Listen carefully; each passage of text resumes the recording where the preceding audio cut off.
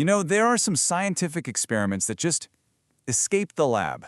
They become these modern myths, stories we tell ourselves about who we are and, maybe, where we're headed. And I'll tell you, few are as dark or as persistent as the story of Universe 25. And this was the man behind it all, John B. Calhoun. He wasn't writing your typical dry-as-dust scientific papers. Oh no, he titled his most famous work, Death Squared, and even quoted the Book of Revelation. It was pretty clear he wasn't just studying mice. He believed he was looking into the very soul of society itself. And right here, this is the core of the myth. This is the reason this story has haunted us for over 50 years.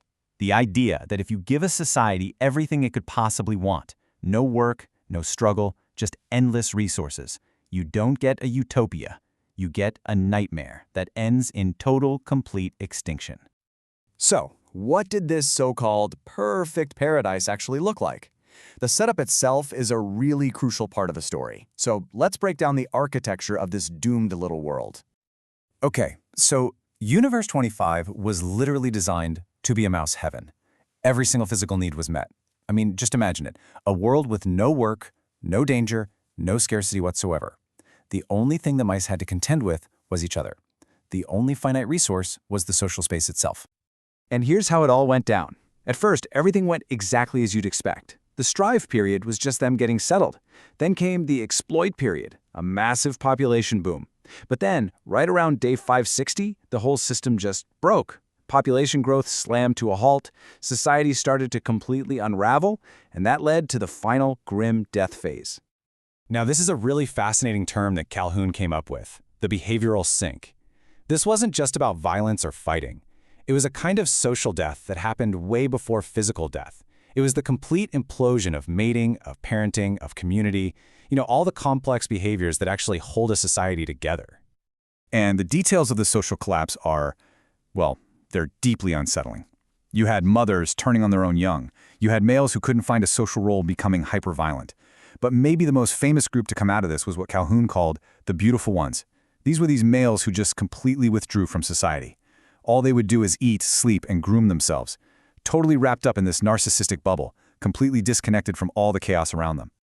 And the final result of all this? After about 4 years, the once thriving metropolis of Universe 25, the mouse paradise, had a population of exactly 0. They went extinct. Not from starvation, not from disease, but from a total and complete social meltdown.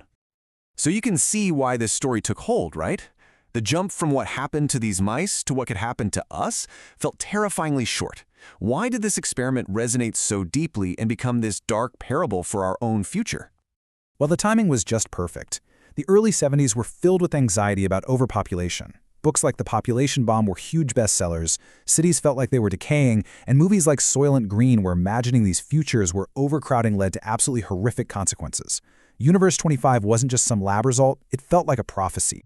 And Calhoun himself? Oh, he fanned those flames. He made the link totally explicit. In his paper, he basically argued that humanity's complexity wouldn't save us.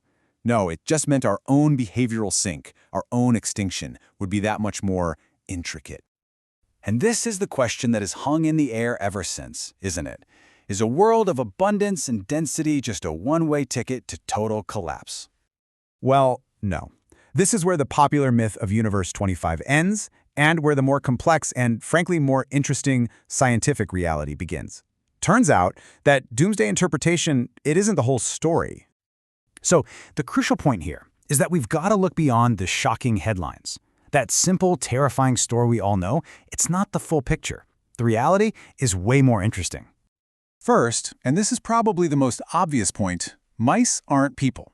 Humans have culture, we have technology, we have these incredibly complex social structures that let us cope with density. We create rules and roles, and we have a deep need for privacy that lets us manage crowded spaces in ways mice just can't. And here's the biggest twist, and get this, it comes from Calhoun's own lab. Not all of his rodent utopias ended in total disaster.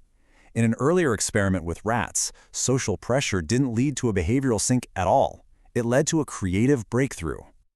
That's right. Some of the rats, under pressure, actually invented a better way to dig.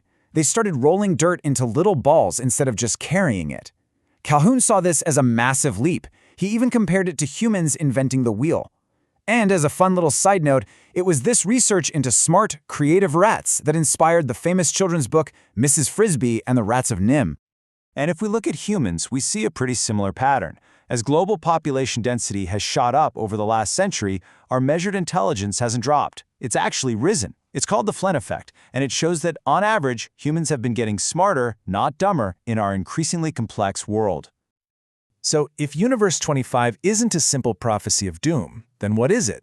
What are the real lessons we should be taking away from this famous and famously misunderstood experiment? Okay, let's break these down. First, it wasn't just about density. It was about the fact that there just weren't enough meaningful social roles to go around. Second, the architecture itself was a problem. It forced interaction and didn't allow for any healthy privacy. And third, and maybe this is the biggest lesson of all, it's a meta lesson. Be really careful about drawing simple conclusions from a highly artificial lab environment and applying them to the real world. So where does that leave us? How should we think about Universe 25 today? Well, maybe not as a prediction, but as something far more useful. A powerful cautionary tale. This really sums it up perfectly. Was the science flawed? Yeah. By modern standards, it was more observational than rigorous. Was jumping straight from mice to humans a bit of a stretch? Absolutely. But is it still relevant? 1000% yes. It's this powerful metaphor that forces us to think about our own need for purpose, and about how the very environments we build end up shaping our lives. And this really is the ultimate takeaway. The story of Universe 25 isn't really about mice, and it's not about predicting the apocalypse. It's a challenge. It asks us to look at our own universes, our cities, our workplaces, even our social media feeds, and ask, are we designing them for connection and purpose, or for isolation and collapse? So, I'll leave you with this question to think about. Is this experiment a window into our inevitable dystopian future? Or is it a mirror, reflecting our own responsibility to design better worlds, to make sure there are meaningful roles for everyone, and to build a utopia that doesn't become a paradise lost?